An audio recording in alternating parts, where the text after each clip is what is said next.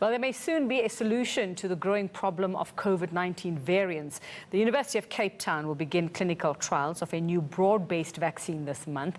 The HAD5 T-cell vaccine attacks the genome, protein code and spike of the virus. This will make it less susceptible to vaccine failure due to mutations. Let's discuss all of this now with Graeme Meintjies from UCT. Prof, a very good morning to you. And I'm sure I butchered the name of that. I'm not sure I actually got it right. Is that how you say it? Is it the HAD5 T-cell or HAD5 T-cell? Yeah, it's the human adeno5 virus T-cell vaccine. Okay, well, I would never have got that in the first place. All right, so tell us what it is exactly that you are working on and what it's expected to do for us.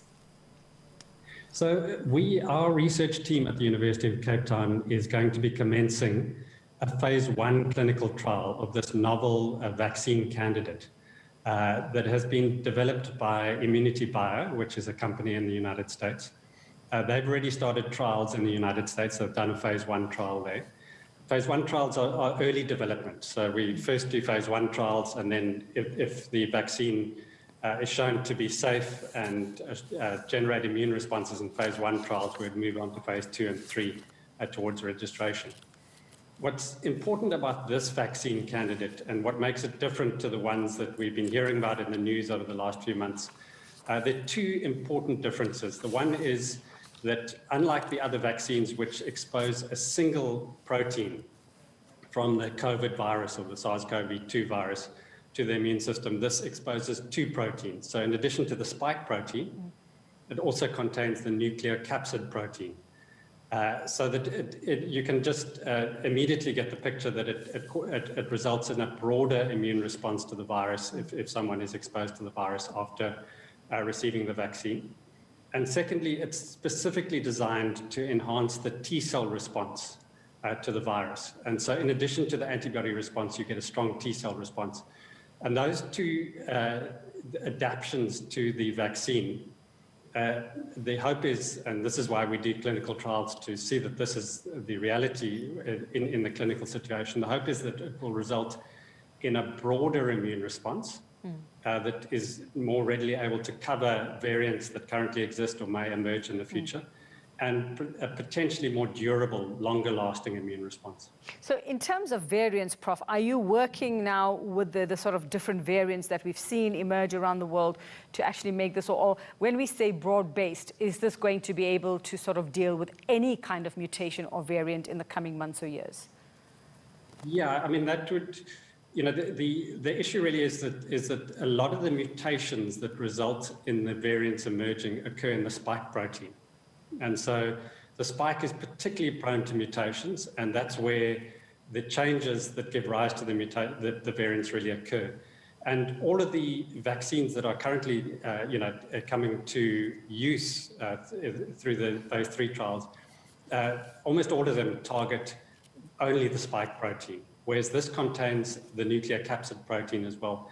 And the nuclear capsid protein is far less prone to mutations and far more constant across different variants.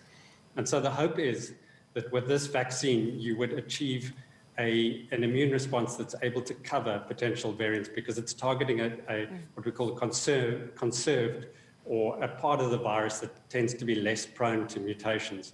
And then could potentially target the variants that currently exist, as well as ones that might emerge in the future.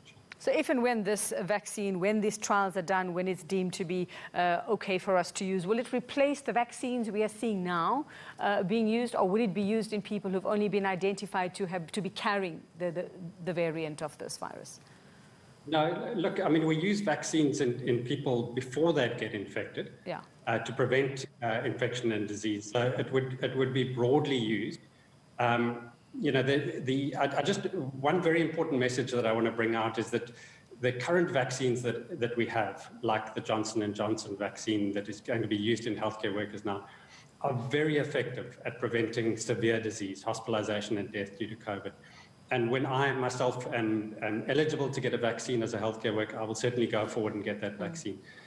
The role of this vaccine that we're now investigating is a next generation vaccine that would come in and deal with some of the issues that the existing vaccines might have inadequacies, such as preventing infection and transmission, giving you a longer lasting immune response and action against the variant.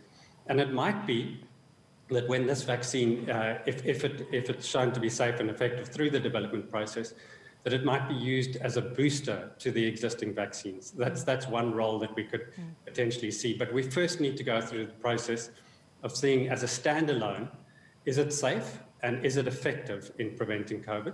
And when it is available, once it's been through that evaluation process, then we will have to define what its role is. But it's quite feasible that it would be a booster to people who've already received one of the other vaccines to just enhance and broaden the response and make it more durable. Sorry, Prof. Yes, I did mean those who are exposed to the variant, or maybe those who've had the variant, they've sort of recovered from that. And would this still work on them if they were to be vaccinated after that? Well, you know, there's a big question mark over the role of vaccination in people who previously had COVID. Yeah. And our current view is that people who previously had COVID should still get a vaccination because that will enhance the immune response that they've acquired through natural infection. So certainly, you know, whether people have had the variant or had the prior variant that was circulating, we would advise if this vaccine is shown to be effective and safe, that it could be used in those people as well. All right, very quickly for us, Prof, can you give us a sort of ballpark deadline or a date as to when we might expect this to be out there? It's still several months away. So there are, as I said, phase 1 trials happening in the United States where the vaccine has been shown to be safe and elicit very good immune responses, both antibodies and T cells. We're starting the phase 1 trial in South Africa. And we will be giving the initial vaccine as 2 injections. We also are applying for permission to use the sublingual and oral capsule formulation and to assess that in phase 1 and see the immune responses, and then take the best formulations through to phase 2 and phase 3. Now that process takes several months. So we, at the most optimistic, we would be looking to use this towards the end of this year. It really is a next generation vaccine, and you know, we do have vaccines currently, as I said, that are very effective at preventing severe disease. This would come as a next generation vaccine, and it needs to go through the correct evaluation process, and that will take several months.